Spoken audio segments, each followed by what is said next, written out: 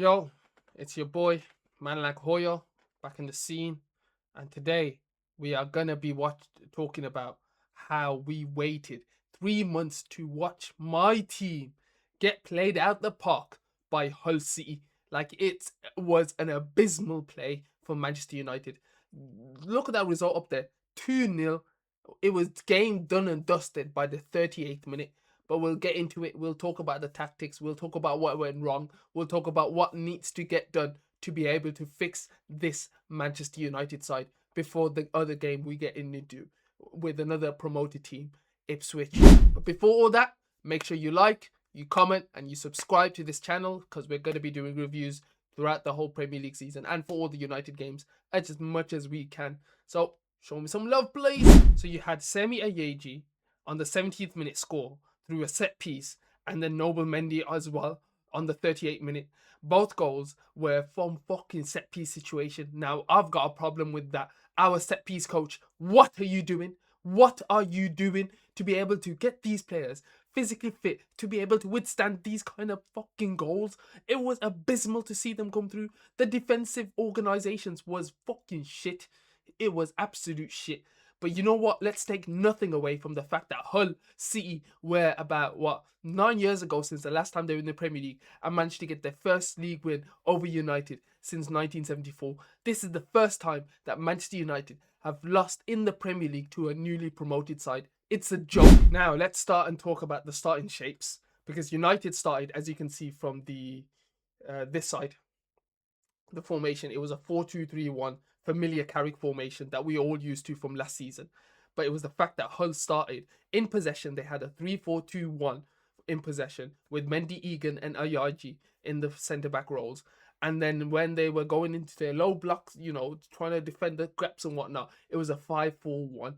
Like, this screams the fact that AC Milan did exactly the same thing to us, and look where that got us. It got us nowhere because it was brute force, physicality, and just immense pressure. Like, all the gaps were covered. Like, United struggled breaking that kind of defense. So it was gonna happen again with Hull, and it showed. It proper showed. The problem even came because Cunha wasn't playing as a traditional number 9. He wasn't staying up there. It was the fact that he kept dropping in deep to collect the ball because he wanted sniffs and touches of the ball. That was a huge problem for us as well. We couldn't stretch the centre backs as far as wide and possible.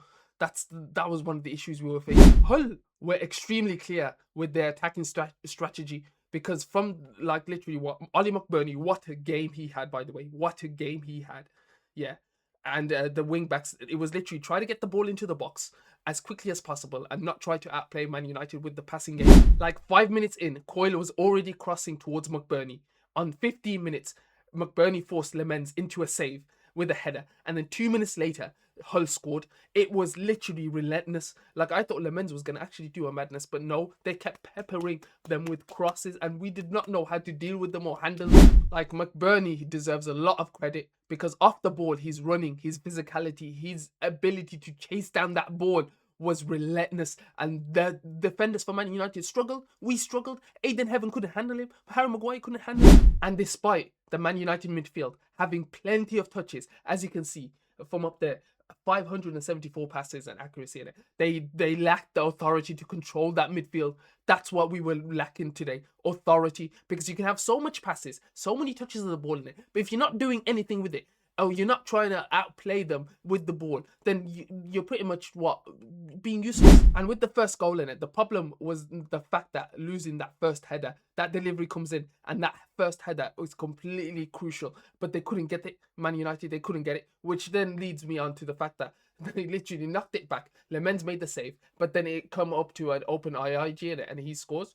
Like, what was he supposed to do as well at the same time?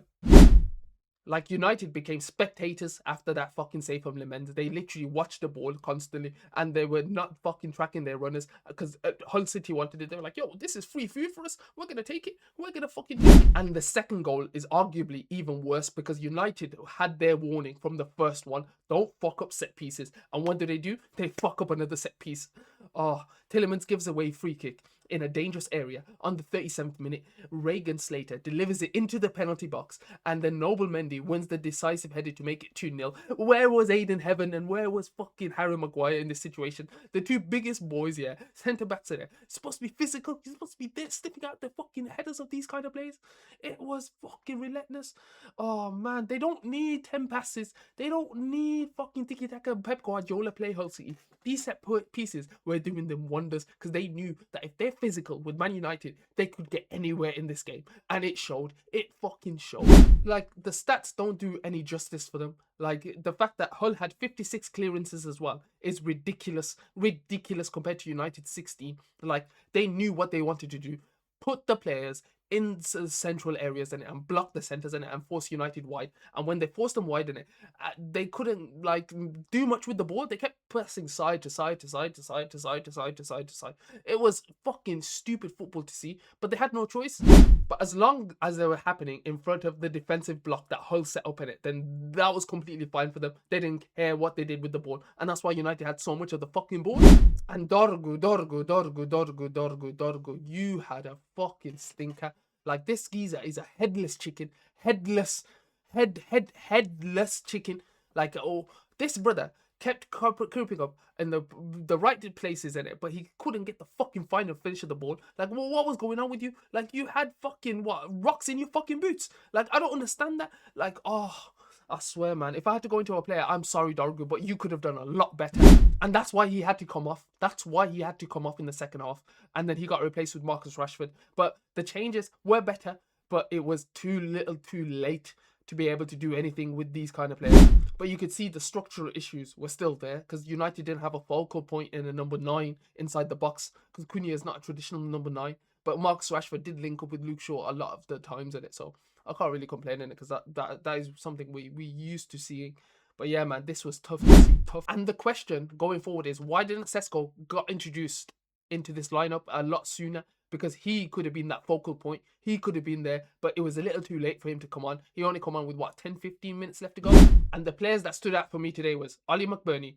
He did not have a goal to his name in it, but the huge tactical impact he had was ridiculous.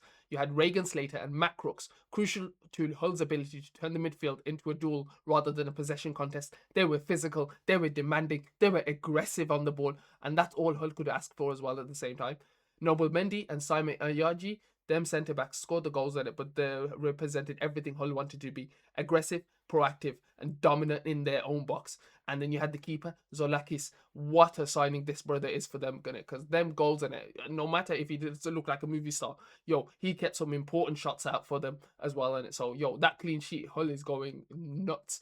Like, I'm not gonna lie, they might get relegated in it, but the football that we're seeing right now, and if they face oppositions that play like this in it and keep it like that, clean and nice and tidy, then you never know in it. You never know. And the players that stood out for me was probably Senne Lemens. He basically made some important saves in it because it could have been fucking 3 or 4 or 5 nil to Hull at this point. And Marcus Rashford gave United the urgency after half time. But the players that I would like to fucking dig into is Bruno Fernandes. You fucking fraud. What you did last season in it, yo, you need to replicate that or do that more in it, or else this is not the answer for us. Another fraud here that was fucking up, sticking up the gaff is Dorgu, but we've spoke about him in it. And Bermo, you another fraud, a big ass batty, man. Like, I swear to you, you were looking not how you was at preseason. Why did you sell us that dream? Why? Tillemans looked like a brick shit house. He got overrun by everybody on that fucking field. Like, what more does he need to do? What more? Like, yo, on the ball, he's great, but it's only if United have the ball in it and they be able to recover that ball.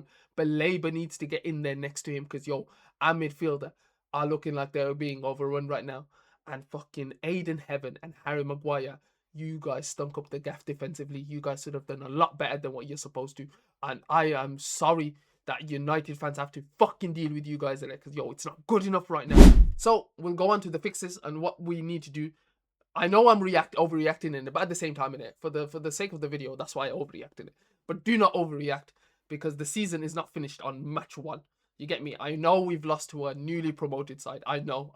But guess what? It's at the start of the season. And David De Gea did say it. Clip the quote. It's not how you start. It's how you finish.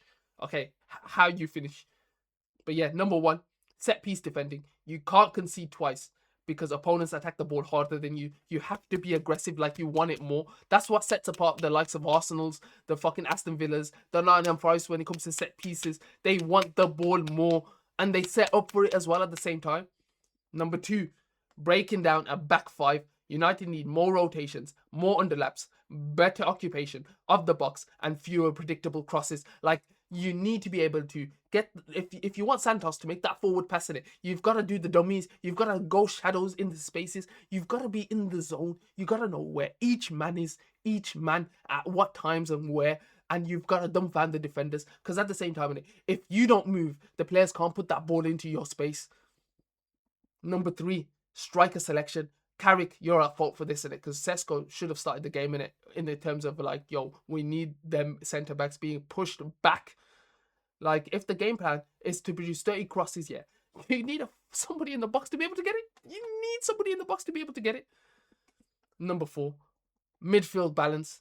Santos and Tielemans may eventually become an excellent partnership, but today Hull prevented them from establishing rhythm and repeatedly dragged the game into duels and transitions. Like, okay, they're not physical enough and they're not pacey enough in it. That's the thing in it. And Hull took advantage of that with their midfielders. They overran them completely. But going forward in it, if we're going to see the Tielemans work in it, he needs a structure around him. Like, look at Villa. He had Andre Onana. He had John McGinn. He had fucking Douglas Luiz running around him half of the time. They had a midfield 4 at one point just to accommodate Tielemans. You see me? And we're not doing the same. We're leaving him in there with Santos, and then we're expecting him to do all the running. That's not how it should be. And number 5, the tempo and mentality. Man, some of these United players need to fix their attitude, man. They need to fix their attitude, because some of them look lethargic, like they didn't want to be there. Like, that is, yo, what do you think as us fans? What do you think we want to be paying to watch you play like this? Absolutely no. No, we don't. So from now on, yeah, I want to see a different fucking attitude from you guys. And I hope that the next time we come on here and I do a review, yeah, it's going to be good and positive words. But on that note, guys, that is my Hull City versus Man United game review. Thank you for tuning in. Peace.